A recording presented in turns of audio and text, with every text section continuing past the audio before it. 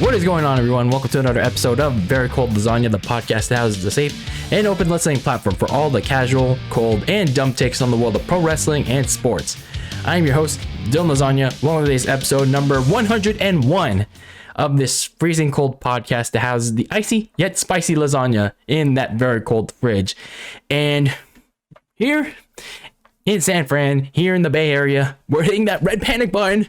Yes, we are, because things are not looking good, at least for right now, or at least maybe we're overreacting, because things are bad between the 49ers and their top receiver, Deebo Samuel. All of a sudden, things just gone completely down south between these two sides. And here we are, 1 week before the NFL draft, and the Niners are kind of in a tricky spot here. Like, they're not sure what to do. So that's pretty much what we're doing here in this kind of like emergency panic show. I know this news broke out just a few days ago, but there might have been a little bit more information that has come out, so that's why I waited a little bit, see what has come out. I mean, honestly, not too much since the news broke. A lot more filler, to be honest with you. But I just want to get my thoughts together and see what else was going on before I fully talk about this situation. And even before this news broke out, there's just a lot of ramblings about Deebo during the off season, and it was probably not the best time to talk about Deebo Samuel and what was going on with him. But here we are. If you don't know by now, Deebo Samuel has officially requested a trade away from the San Francisco 49ers, and currently they're saying that 49ers are not going to honor that request. They have no intention to do it. But, well, we're 1 week away from the NFL draft, and things can change. Things can honestly change, ladies and gentlemen, here in the wide world of sports. Even though a sports team has no intention, even though when a player says, I want out of this organization, and a team says, nope, we're not letting you, things can change in a hurry. Things can sometimes change in a hurry. Just look at the very recent examples that I can't even list right now because there's so many of them. But that's pretty much what we're going to be talking about here in today's kind of emergency red panic button show. So before we get into that, though, just a little bit of a ramble of sorts before I get into the main meat and potatoes. Since the last episode of Very Cold Lasagna, the 100th episode, I've been really trying to watch some prospects or the NFL draft, which is in a week. And honestly, I can't really will myself. I really can't get into it. I really can't. Maybe I'm just lazy, or I'm not motivated to, or I don't know. Maybe it's a combination of both, or maybe there's nothing interesting with these prospects that stand out to me. Unlike last year, where these players were explosive, they were exciting, big names already.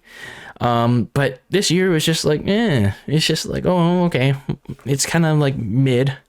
But it's just I don't know, kind of a downer moment, kind of a downer period for me. Even though what I said in that 100th episode, I want to motivate myself better to do more quality episodes, and well, I can't even get the NFL draft preview ready to go. So, I mean, if I do or don't do it, then you'll find out in due time. But I still will be watching the NFL draft. Hopefully, I will get to recap it. But that's just where I stand now with when it comes to getting that preview episode together. But anyway, if you want to listen to more episodes of Very Cold Lasagna, you know where to find this show, or maybe you don't. But either way, make sure you listen to the show on YouTube, Apple Podcasts, Spotify, Anchor FM, Google Podcasts, and follow the show on Twitter and Instagram at Very Cold Lasagna. So let's get into this situation where we stand with the 49ers and Deebo Samuel. How did we even get here? How did it get so bad? Well, first we got to go back to the beginning of time. No, not all the way back 10,000 years ago where Earth was created. No, we got to go back in time to when Deebo Samuel was originally drafted by the 49ers in the second round of the 2019 NFL draft. And, you know, when you see Deebo Samuel, he had a solid first 2 years, and, you know, he showed some promise in his rookie year. Not the greatest, but, you know, a little progression.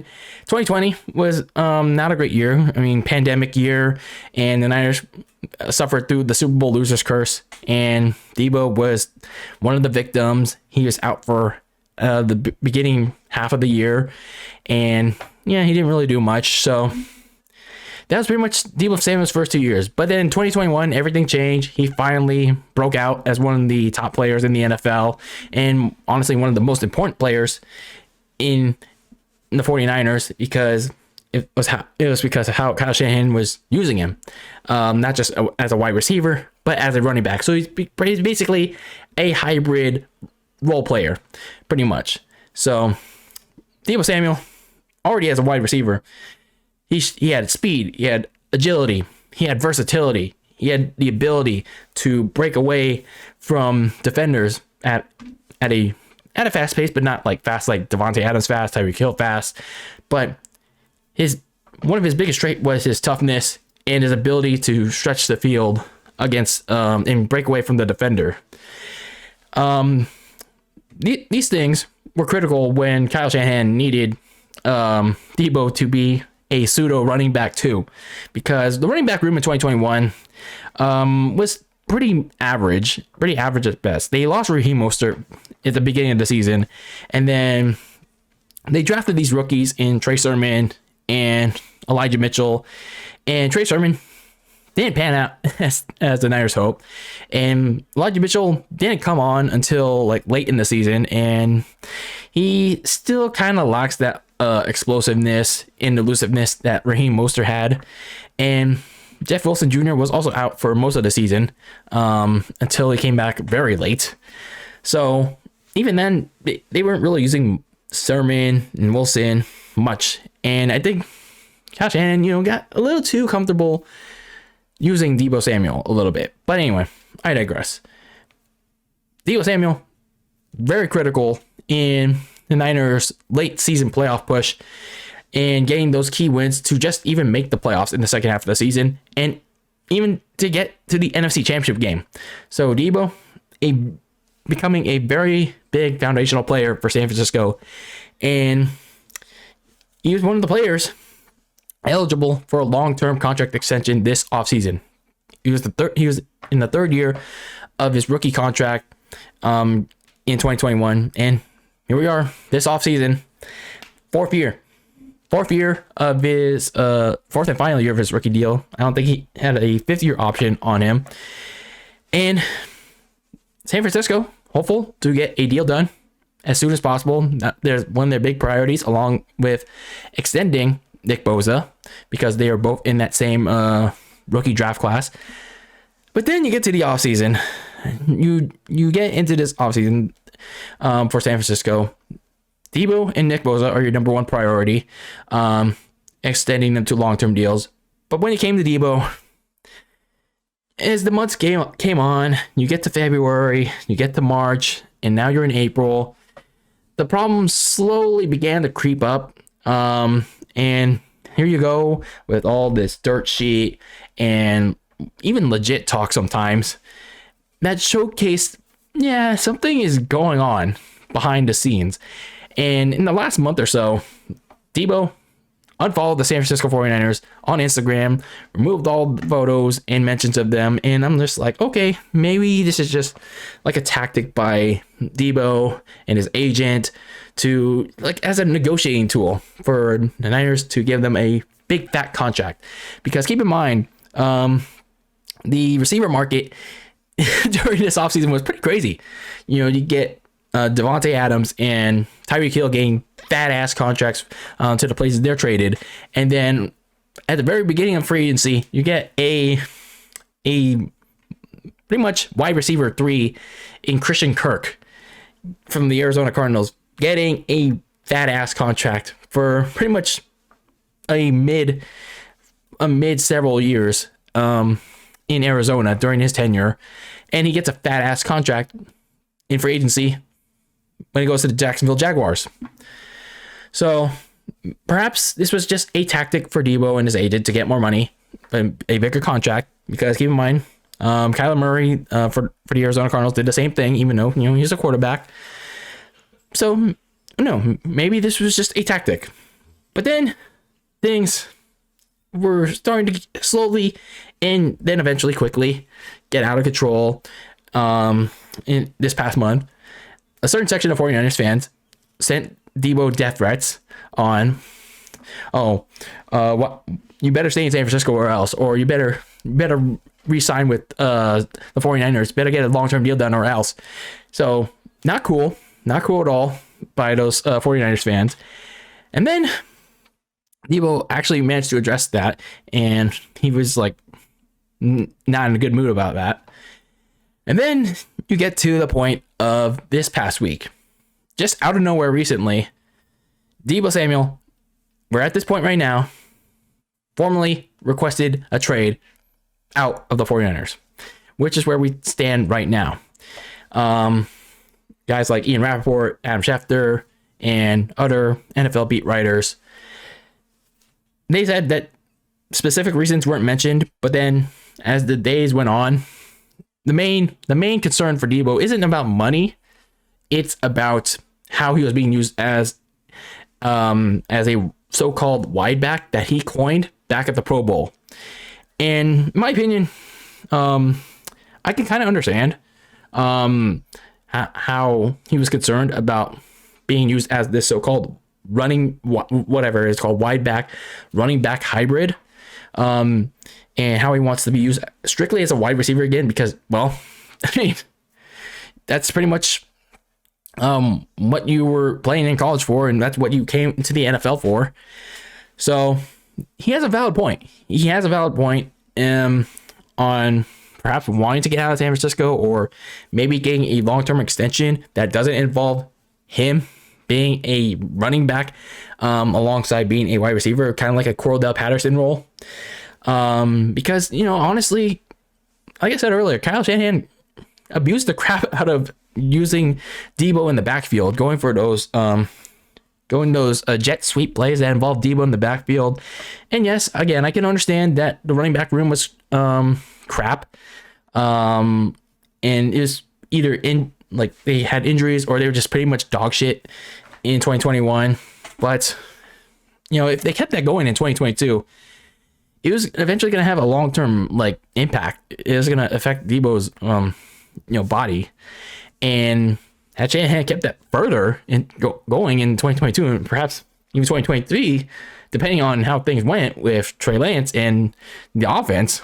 Oh man, just imagine how Deebo would have been. And then you had a breakout year in 2021, and Deebo Samuel, in my mind, if he continued to progress, he could be one of the top receivers in the NFL. Very fast player, with an ability to break tackles, break open for huge chunk plays. He's also very tough and versatile. Took a lot of contact during that 2021 season.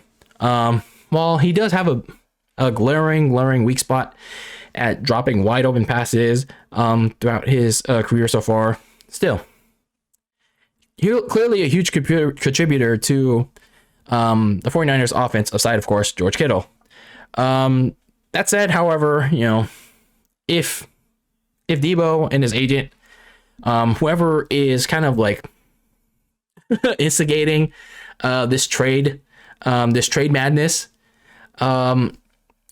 if either one of them or both of them maybe are being unreasonable as we initially expected throughout this saga, I wouldn't be as upset. I wouldn't be really pissed off or angry at the 49ers as much as I would be if the Niners would go ahead and trade him. Like, if they ended up trading him, then I wouldn't be as pressed. I wouldn't be upset at all. I mean, yes, the 49ers lose their number one receiver in the offense. I mean, sure, you have to go find another one because you don't know what you have in Brandon Ayuk, and Jawan Jennings is more just a number three receiver. But Deebo's is just honestly replaceable. And again, you lose that speed, you lose that elusiveness of him, and you even lose that dual threat. But again, replaceable. I think it depends on when you replace him. That's going to be the thing, but we'll get to that later.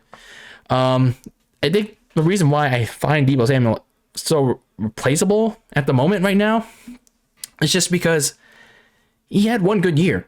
That's it. It's just one good year. That was 2021. And all of a sudden, he wants to get paid handsomely. When you look back at the last 2 years of his NFL career so far, like I mentioned, missed half of the year in the pandemic 2020 and 2019 rookie year, still trying to catch on, and didn't necessarily break out like super big like Jamar Chase did in 2021. So people have to keep that in mind. He only had one really productive year, be it like damn it be his wide back role or not. He honestly had one productive year. So he's not on the level of a Devontae Adams or a Tyreek Hill or a Cooper Kupp yet. Strong receiver, but didn't have that ability to stay on the field, and well, he only had one productive year. So the Niners, sure, they could pay him a large wad to keep him around, and they gave him a good offer. Apparently, the best offer they gave him was $19 million a year. They could offer him even more, and they could put in maybe a guarantee of, well, if you sign this contract, we won't use you as a running back too. But they just have to keep in mind, is it really worth signing a guy that's only had one good productive year, and they could potentially run the risk of signing a player that has a injury history already? Do they? Oh wait, but they already have a guy. They already have a guy that they signed to a long-term deal and has a big injury history. And guess who? Jimmy Garbage Fail. So when we go back to Deebo Samuel, I know for Niners fans and for pretty much everyone, it's not a good situation. It's pretty messy. And people are probably looking into some potential like endings already, like what could happen in terms of this saga. It's either going to be he stays, but against his own will, or he gets traded. But if he gets traded, who does he go to, and when does it happen? So first, let's look at like what teams could potentially trade for Deebo. And the teams that come in mind to me the most are the Packers, the Chiefs, and the Jets. And I say like those three teams because, well, they're the ones with the first round picks in the draft this coming week, next week. And if the Niners want to get something done like on draft day, if they like, even though they don't have any intention to trade Deebo in like ever, or like in the next week or weeks or months or ever, then who knows? Like it can always change. But if they change their mind, or if any one of these teams offers them something good, then they can get in the first round and draft his replacement. And they like the Niners shouldn't be asking for too much. I overheard like on, I think it was like the Herd, Colin Cowherd's show, that they're looking for like more than 5 first round picks, which is like not 5 first round picks, but 5 picks, more than 5 picks total, like, which is insane for Deebo. That is just like, they really overvalue their players so much.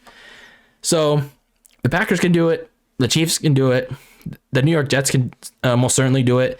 I think the Jets honestly have the best chance of doing a trade package for Deebo. It's just because they have multiple first round picks, including their one is their own, and the one they got from the Jamal Adams trade in Seattle. I think they also have a couple future picks as well. And unlike the Packers and the Chiefs, who don't have much cap space, the Jets have a ton of cap space to take on a Deebo Samuel extension, not just in the short term this year, but long term. So the Jets, yes, the Niners could technically trade him to a shitty organization. It's just as revenge. But in all honesty, the Jets have the most to benefit from Deebo Samuel. And another X factor could be the Carolina Panthers, but they don't have much cap space, and they have a little bit of draft capital. They have the 10th, I think a top 10 pick in the draft coming up, but aside from that, I don't know if it would be worth trading for Deebo, because they don't have that many mid-round picks to give away, and if they did, it would handicap them. So 3 teams to look out for: the Packers, the Chiefs, and the Jets. If a trade ever comes together, who knows? In the draft, months, the rest of the year, who knows? So to wrap things up, what do I think will happen? What do I think could happen? What should happen? Well, what could happen is, what I just mentioned. The Niners could trade him on draft day. Honestly, they can do something before the draft or the day of the draft to a team that's desperately looking for a number 1 receiver.